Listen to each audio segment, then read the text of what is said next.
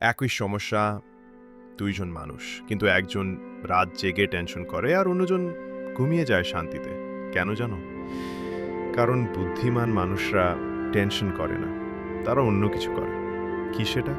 কলকাতার এক চায়ের দোকানে কাজ করত রোহিত।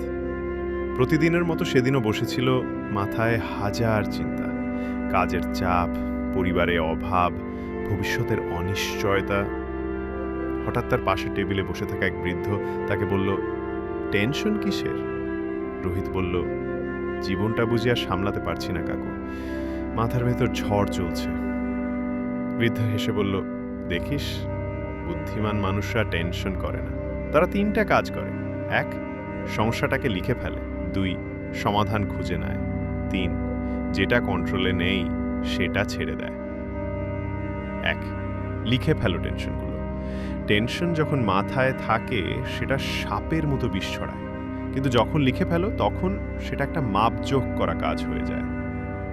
দুই, সমাধান খুঁজো, কারণ প্রতিটা সমস্যা নিজেই তার সলিউশন নিয়ে আসে।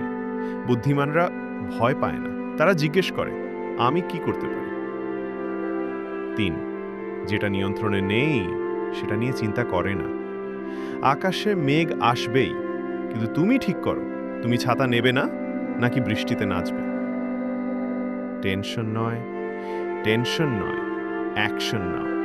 চিন্তা নয়, প্ল্যানিং করো। কারণ বুদ্ধিমানরা জানে টেনশন কিছুই বদলায় না, কিন্তু কাজ বদলে দিতে পারে সব কিছু। Be smart, take action. Subscribe for more motivation.